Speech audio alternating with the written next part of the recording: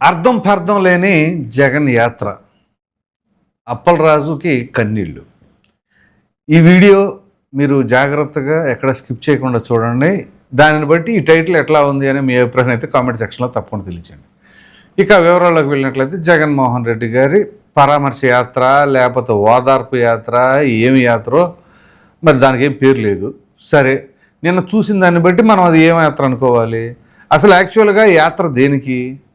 సీదిరి అప్పలరాజు జైల్లో ఉన్నాడు, ఆయన జైలు పరామర్శ యాత్ర. జగన్మోహన్ రెడ్డి చేసింది ఏంటి? నిన్న 11 గంటలకి విశాఖపట్నంలో బయలుదేరి అక్కడి నుంచి శ్రీకాకుళం జైలు దగ్గరికి వెళ్ళడానికి సుమారుగా 6 గంటల ప్రయాణం. ఈ 6 గంటల్లో అనేక రకాలైన పరిణామాలు. మాట్లాడితే జగన్మోహన్ రెడ్డి గారికి జనసందోహం, అసలు జన నీరాజనం, కిక్కిరిసిన జనం, ఇది వాళ్ళ యొక్క ఎలివేషన్స్. సరే, అది అలా ఉంటే అసలు ఇప్పుడు దేనికి అదంతా యాత్ర ఎందుకు నాకు అర్థం కాల. ఫస్ట్ ఆఫ్ ఆల్ వెళ్ళాల్సింది అప్పలరాజుని పరామర్శించడానికి. డైరెక్ట్గా వెళ్ళండి, వెళ్ళేసి పని చూసుకొని వెళ్ళిపోతే అసలు ఏ పంచాయతీ ఉండదు. కానీ మాజీ ముఖ్యమంత్రి అసలు ముందు అక్కడ ఏదో పొలిటికల్ ర్యాలీ లాగా వాళ్ళు చేస్తూ ఉన్నారు. ఒకడు పరామర్శించడానికి వెళ్ళేటప్పుడు ఆ ఊరు దగ్గరికి వెళ్ళిన తర్వాత ఆ శ్రీకాకుళం జిల్లాలోనో లేకపోతే ఆ ఊరిలోనో అక్కడ పోనీ జన సమీకరణ ఉంటుంది, అక్కడ పక్కన కలిసి 1 గంట వాళ్ళతో ముచ్చటించి వెళ్ళిపోయారంటే ఓకే, అర్థం పర్థం ఉంది. అసలు ఎక్కడ విశాఖపట్నం, ఎక్కడ శ్రీకాకుళం, అప్రాక్సిమేట్లీ 120 కిలోమీటర్లు ఎంత ఉంటుందట. ఆ 120 కిలోమీటర్ల ప్రయాణానికి 6 గంటల జర్నీ అండి. దానికి 6 గంటల సమయమా? అసలు ఏమన్నా నిజంగా ఏమన్నా కూడా అర్థం కావట్లా. తాడేపల్లి నుంచి గుంటూరుకు 25 కిలోమీటర్లు, ఆ 25 కిలోమీటర్లు వెళ్ళడానికి 6-7 గంటలు, తిరిగి వచ్చేటప్పుడు అరగంటే ఆ 25 కిలోమీటర్లకి. అలాగే నిన్న అక్కడ సీదిరి అప్పలరాజు కోసం వెళ్ళారు, కానీ అక్కడికి అసలు అప్పలరాజుని కలవలా. ఆ ప్రెస్ మీట్ పెట్టి మళ్ళీ రిటర్న్ ప్రయాణంలో ఎట్టా వెళ్ళిపోయారో తెలియదు. అమ్మ మెరుపుతేగ అన్నట్టు ఉంటుంది. ఆ మెరుపుతేగ వెళ్ళేటప్పుడు ఎందుకు ఉండదు, వచ్చేటప్పుడు జనాలు ఎందుకు ఉండరు? ఇది అర్థం కాదు. సో ఆయన ఇంటెన్షన్ ఏంటి అసలు? నేను జనాల్లో బ్రహ్మాండంగా నాకు క్రేజ్ ఉంది అని చూపించుకోవాలను. కొత్తగా చూపించుకునేది ఏముంది? ఆయనకు ఉండే ఫాలోయింగ్ ఆయనకు ఉందన్న సంగతి రాష్ట్రం అంతా తెలుసు. ఇప్పుడు కొత్తగా దానివల్ల ఒరిగేది ఏముంటుంది? ఎక్కడికక్కడ దారి పొడిపోతున్న ర్యాలీలు, రచ్చ. దానివల్ల ట్రాఫిక్ ఇబ్బందే కదా. అక్కడ అది హైవే, ఆ హైవేలో మరి ట్రాన్స్పోర్ట్ వెహికల్స్కి ఎంత ఇబ్బంది, లారీలకు కానీ ఇవన్నీ కూడా. సో అందుగురించే పోలీసులు కూడా చాలా అప్రమత్తంగా ఉండాలి. ఇచ్చేటప్పుడు పర్మిషన్స్ ఎప్పుడు ఇస్తున్నాం, ఎందుకు ఇస్తున్నాం అనేది. అండ్ మోరోవర్ రేపు ప్రధాని మోదీ గారి పర్యటన. మరి ఈలోపే ఆయన జైలు నుంచి బయటకు వచ్చేస్తాడనా ఏంటి జగన్మోహన్ రెడ్డి గారు ఇమీడియట్గా ములాఖత్ అని అనటానికి? సో చాలా కండిషన్స్ పెట్టాలి. మరి పోలీసుల తీరు ఎందుకు అట్లా ఉందో తెలియట్లా. సో యాక్చువల్గా 1వ తారీఖు కాదు బాబు, సారీ ఈరోజు కాదు, నిన్న 30వ తారీఖు కదా. నిన్న కాదులే, నువ్వు 2వ తారీఖు 3వ తారీఖు పెట్టుకో, ప్రధాని మోదీ గారు టూర్ అయిపోయిన తర్వాత అని చెప్పేసి అంటే అసలు ఏ గొడవ ఉండదు. అలా కాదు, ఇచ్చేసారు. ఇచ్చేసి ఏం చేశారు? పోనీ అక్కడ సరైన పోలీస్ ప్రొటెక్షన్ ఉందా? సామాన్యుల పరిస్థితి ఏంటి? అసలు పోలీసులకే ప్రొటెక్షన్ లేని పరిస్థితి. సరే, ఆ పోలీసులకు సంబంధించింది ఏంటి అని సపరేట్గా నేను మీకు వీడియో చూపించి మరీ చేస్తా, అది వేరే విషయం. ఇక్కడ జగన్మోహన్ రెడ్డి గారు విశాఖపట్నం నుంచి శ్రీకాకుళం చేసిన యాత్ర వల్ల ఎవరికి ఉపయోగం ఏంటి అసలు? ఇప్పుడు సీదిరి అప్పలరాజు గారిని పరామర్శించాలి. ఎందుకు? బాగా మేనేజ్ చేయాలని ప్రయత్నించావు, కానీ దురదృష్టవశాత్తు దొరికిపోయావు, కాబట్టి తప్పదు, నీకెందుకు నేను అండగా ఉన్నాను అనే ధైర్యం నింపడానిక?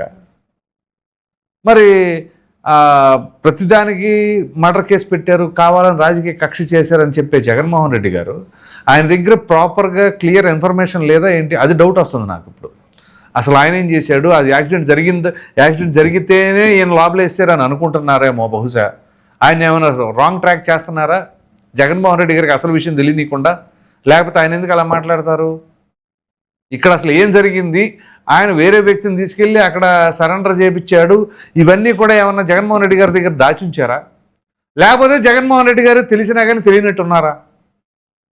ఇది అర్థం కావట్లా. సో అది ఆయనకి అర్థం కాలేదో ఏంటో తెలియదు, కానీ ప్రెస్ మీట్ పెట్టి మాట్లాడేటప్పుడు అరే ప్రజలందరికీ తెలుసు అసలు ఏం జరిగింది అనేది, మీరు మరలా ఇవన్నీ చెప్పారనుకో జనాలు నవ్వుకుంటారు అన్న ఆలోచన కూడా లేకుండా మాట్లాడుతున్నారంటే బహుశా ఆయనకి నిజంగానే తెలియదేమో. తెలియకుండా చేశారేమో, ఏమో మరి అసలు ఆ పరిస్థితులు ఏంటి, ఆయన వ్యాఖ్యలు ఏంటి, ఆ యాత్ర ఏంటి, ఆ యాత్ర ఎక్కడ నుంచి ఎక్కడికి, ఎన్ని గంటలు, ఏం ఉపయోగం, దానివల్ల ఏంటి, పోనీ ఏమన్నా సమీపంలో ఎన్నికలు ఏమైనా ఉన్నాయా? లేవే. మహా ఉంటే లోకల్ బాడీ ఎలక్షన్స్ ఉంటాయి. లోకల్ బాడీ ఎలక్షన్స్లో గెలిచినా ఓడినా ఏమైనా జగన్మోహన్ రెడ్డి గారు హఠాత్తుగా ముఖ్యమంత్రి గారు కదా, మరి ఇవన్నీ విస్మరించి ఆయన ఎందుకు చేస్తూ ఉన్నారు? సో పదే పదే పదే పదే ఇక ఆ విషయాలు ఈ విషయాలు ప్రెస్ మీట్ గురించి మాట్లాడదాం. ఇక దాని తర్వాత ప్రెస్ మీట్ పెట్టారు. ప్రెస్ మీట్ పెట్టినప్పుడు ఇటు ప్రక్కన అప్పలరాజు సతీమణిని, ఆ ఇద్దరు కొడుకుల్ని పెట్టారు. ఇదిగో ఈ చిన్నపిల్లవాడని చూపిస్తున్నాడు. ఓకే, వాళ్ళు చిన్నపిల్లలే, జగన్మోహన్ రెడ్డి గారితో పోలిస్తే వాళ్ళు చిన్నపిల్లలే. ఆ చిన్నపిల్లలు అయితే మరి దాని పిల్లలు ఎవరు? పసిపిల్లలు. మరి వాళ్ళ దగ్గరికి ఎందుకు వెళ్ళట్లా జగన్మోహన్ రెడ్డి గారు? ఓహో, వాళ్ళు బాధితులు కాబట్టి, బాధితుల పక్షాన మనం ఉండం కాబట్టి అందుకని వాళ్ళ దగ్గరికి వెళ్ళరా? మనం ఎంతసేపటికి నిందితులు వాళ్ళే, ఎవరైతే ఆ నేరానికి పాల్పడతారో వాళ్ళ ప్రక్కనే ఉంటాం మనం అని చెప్పేసి అనే ఉద్దేశమా ఏంటి? అక్కడ పదే పదే ప్రెస్ మీట్ పెట్టి మాట్లాడేసి ఈ విషయాలు ఆ విషయాలని. మొన్న ఆ మత్స్యకారులు దానికి వచ్చినప్పుడు అక్కడ ఇదే విషయం మాట్లాడారు. ఏది, ఆ పడవ ప్రమాదం జరిగినప్పుడు ఆ బాధిత కుటుంబాల దగ్గరికి వచ్చి అప్పుడు కూడా సీదిరి అప్పలరాజు గురించి ఇట్లాగే మాట్లాడారు. ఓకే, అయిపోయింది. ఇప్పుడు మరలా ఇదే సీదిరి అప్పలరాజు గురించి అదేంటిది first class student, sorry state first. Okay, state first వస్తే అసలు ముందు చాలా వాల్యుబుల్ పాయింట్ ఏంటంటే Seediri Appalaraju state first student. Okay, బాగుంది. స్టేట్ ఫస్ట్ అయినప్పుడు ముఖ్యమంత్రిగా చంద్రబాబు నాయుడు గారు ఉన్నారు. చంద్రబాబు నాయుడు గారే అభినందించారు ఆ కుర్రోడిని. ఎవరు? ఆ సీదిరి అప్పలరాజుని. కుర్రోడిని అన్నానని అప్పుడు కుర్రోళ్ళు, ఇప్పుడు కాదు. సరే అన్నాడు. ఓకే, బాగుంది. ఫస్ట్ క్లాస్ స్టూడెంట్ అయితే లేకపోతే స్టేట్ ఫస్ట్ అయితే నేరాలు చేస్తే తప్పించుకోవచ్చు, నేరాలు చేస్తే కేసు పెట్టకూడదు ఏమైనా ఉందా ఏంటి? జగన్మోహన్ రెడ్డి గారు ఏం మాట్లాడుతున్నారు? ఇప్పుడు స్టేట్ ఫస్ట్ వచ్చింది నాకు, అప్పుడు నేను ఎవరినైనా గుద్దుకుంటూ వెళ్ళిపోతాను, లేకపోతే వేరే ఊడు గుద్దేసి చంపేసిన ఇంకో కేసు వచ్చేలాగా అసలు తప్పిస్తాను అని తప్పించుకునే అది అని చూపించాలా? స్టేట్ ఫస్ట్ వచ్చానంటే నేను అప్పుడు, కాబట్టి నన్ను ఈ కేసులో ఏమి చేయమాకుండా నన్ను లోపల వేయకూడదు అనేది ఏమైనా ఉందా? అసలు ఏం సంబంధం దానికి దీనికి? ప్లస్ సీదిరి అప్పలరాజు గురించి మాట్లాడాలంటే he is a well educated person. అటువంటి వ్యక్తి ఒక డాక్టర్ అయి ఉండి ఎంత రెస్పాన్సిబుల్గా ఉండాలి సొసైటీ పట్ల? లేదు. అండ్ మోరోవర్ అతను ఎక్స్ మినిస్టర్. ఇంకెంత జాగ్రత్తగా ఉండాలి, ఇంకెంత గౌరవప్రదంగా వ్యవహరించాలి, అది లేదు. సో ఒక ఎడ్యుకేటెడ్గా కాదు, ఒక డాక్టర్గా కాదు, ఒక ఎక్స్ మినిస్టర్గా కాదు, ఏ కోశానా పనిచేయాలి. ఒక తండ్రిగా మాత్రమే తండ్రిగా కూడా ఏం చేయాలి? వాళ్ళ అబ్బాయి యాక్సిడెంట్ చేస్తే స్టేషన్కి తీసుకెళ్ళి ఇదిగోండి ఇలా జరిగింది అని చెప్పేసి ఆయన అక్కడ కనుక సరెండర్ చేస్తుంటే స్టేషన్ బెయిల్ ఇమీడియట్గా వచ్చేసేది, హ్యాపీగా ఉండేవాడు. ఇవాళ శ్రీకాకుళం జైల్లో కూర్చొని ఉండాల్సిన అవసరం లేదు. మరి వీళ్ళకి రాంగ్ డైరెక్షన్ ఎవరిస్తున్నారో, లేకపోతే వీళ్ళకి స్వతహాగా అలా చేసుకుంటున్నారో, అలా చేసుకుంటే అందరూ కోయిన్సిడెంటల్గా ఒకేసారి ఇట్లా ఎందుకు జరుగుతూ ఉంటాయి? చూడండి, తమ్మినేని సీతారామ అక్కడ, ఇప్పుడు ఈ సీదిరి అప్పలరాజు అట్లాగే ఉన్నాడు, జోగి రమేష్ ఇంకో ప్రక్కన అట్లాగే ఉన్నాడు, ఓ పక్కన జగన్మోహన్ రెడ్డి గారు వీళ్ళ కోసం పరామర్శలు అంటారు. ఇంకా విచిత్రమైన విషయం ఏంటి అంటే అక్కడ 4:30కో ఏం వెళ్ళాలి జైలు దగ్గరికి, 5 గంటలకు అయిపోతుంది సమయం. మరి అటువంటిప్పుడు అక్కడికి వెళ్లకుండా అసలు వచ్చిన పనే అది వదిలేసి ఇక్కడ చేతులు ఒప్పుకుంటా. ఇప్పుడు ఎట్లా ఉంటుందంటే, మా చిన్నప్పుడు మా ఇంటి పక్కన ఒక అబ్బాయి ఉండేవాడు. ఆ అబ్బాయికి వాళ్ళ అమ్మగారు ఏదో పని చెప్పి స్టోర్కి పంపించారు. వెళ్ళాడు. ఈ దారిలో ప్రచారాలు చేసుకుంటూ అటు మాట్లాడుకుంటూ ఇటు మాట్లాడుకుంటా వాళ్ళతో వీళ్ళతో కబుర్లు చెప్పుకుంటా అసలు వాళ్ళ అమ్మ స్టోర్ కోసం ఎందుకు పంపించింది అనేది మర్చిపోయాడు. మర్చిపోయి ఇంటికి వెళ్ళి అక్కడ స్టోర్ దాకా వెళ్ళి మర్చిపోయానని చెప్పేసి మళ్ళీ వెనక్కి వచ్చాడు. వాళ్ళ అమ్మగారు ఏంటన్నా మరి తెచ్చావా అంటే, అమ్మా మర్చిపోయానమ్మా, వాయి కొట్టింది వాళ్ళమ్మ. మాతో పాటు చిన్నప్పుడు పెరిగిళ్ళ కుర్రోడు. అంటే ఇక్కడ ఏంటి, ఏ పర్పస్ మీద వెళ్తున్నారో, ఏ పని మీద వెళ్తున్నారో అది చేయకుండా ఇంకే ప్రచారాలు చేసుకుంటా ఉంటే రిజల్ట్ ఎలాగే ఉంటుంది.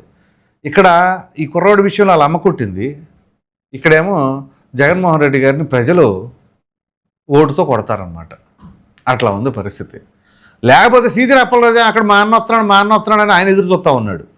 తీరా చూస్తే నేను ఇప్పుడు కాదు, తర్వాత వస్తాను, మనం తర్వాత మాట్లాడుకోవచ్చు, ముందు ఇక్కడ నేను ప్రెస్ మీట్ పెట్టుకోవాలి, నా యాత్ర జరగాలన్న తరహాలో ఇదంతా జరిగింది. ఇంకా విచిత్రమైన విషయం ఏంటంటే జగన్మోహన్ రెడ్డి గారు తీసుకుంటున్న నిర్ణయాలు, మాట్లాడుతున్న మాటలు, వాటన్నిటికీ ఆహా ఓహో అని చప్పట్లో విజిల్లు వేసేవాళ్ళు ఉన్నారు చూసారా, వాళ్ళని ఇంకా గొప్పగా చెప్పుకోవాలి. ఎందుకంటే అన్న ఏం మాట్లాడుతున్నారు, ఏ సందర్భంలో మాట్లాడుతున్నారు, ఏం మాట్లాడుతున్నారు, దానివల్ల ఏం జరుగుతుంది, అది ప్రభుత్వాన్ని నిలదీసేలాగా ఉందా, మనం అబాస్ పాలైపోయేలాగా ఉందా అని కూడా అర్థం చేసుకోలేక అక్కడికి వచ్చేసి సంకలు కొట్టుకుంటా, సప్పట్లు కొట్టుకుంటా, విజిల్ వేసుకుంటా, కేకలు వేసుకుంటా సీఎం అంటే అయిపోద్దా, అది ఆలోచించుకోవాలి. సో ఆ రకంగా అక్కడ సీదిరి అప్పలరాజే మానొత్తాడని ఎదురు చూస్తాం, ఈయనేమో రావట్లేదు అని చెప్పేసి తర్వాత తెలిసింది. ఇదేంది అన్న వస్తాడని పొద్దు నుంచి నేను భోజనం కూడా చేయకుండా ఎదురు చూస్తూ ఉంటే తీరా చూస్తే అన్న ఈ రకంగా నన్ను కడుపులో మార్చేసాడు అనే ఫీలింగ్తో ఆయన ఉన్నాడేమో బహుశా. లేదు పర్వాలేదులే, నా దగ్గర రాపోయినా మా కుటుంబాన్ని పరామర్శించారు, మనకు కాస్త ఎలివేషన్ ఉంటుంది అని చెప్పేసి అని సంతృప్తి పడ్డారా, మరేమో అన్న కోసం ఏదైనా చేస్తారుగా శిష్యులు. కాబట్టి ఈ పరిస్థితుల్లో ఈ యాత్ర అనేది నిజంగా చాలామందికి షాకింగ్. నేను నిన్న ఎప్పుడు దాదాపు 11:30 ఆ టైం నుంచి చూస్తూనే ఉన్న లైవ్ చూసి నా కళ్ళు కాయలు కాసినాయి. ఆ లైవ్ చూస్తున్న నాకే కళ్ళు కాయలు కాసినాయి అంటే అప్పలరాజుకి ఏమై ఉండాలా, కళ్ళు బొబ్బలు కట్టి ఉండాలా, అది పరిస్థితి. అఫ్కోర్స్ ఆయన డాక్టర్ కాబట్టి దాని తగ్గ మెడిసిన్ ఏదో వేసుకుంటాడులే. సో ఎనీహో మొత్తం మీద చెప్పుకోవాల్సి వస్తే ఈ యాత్ర వల్ల ఎవరికి ఏం జరిగిందో తెలియదు, కానీ రోడ్ల మీద అంతరాయం కలిగి ప్రజలు అయితే ఇబ్బంది పడ్డారు. సో మరి మీరేమనుకుంటారు అనే అభిప్రాయాన్ని అయితే కామెంట్లో తప్పకుండా తెలియచేయండి. Thank you.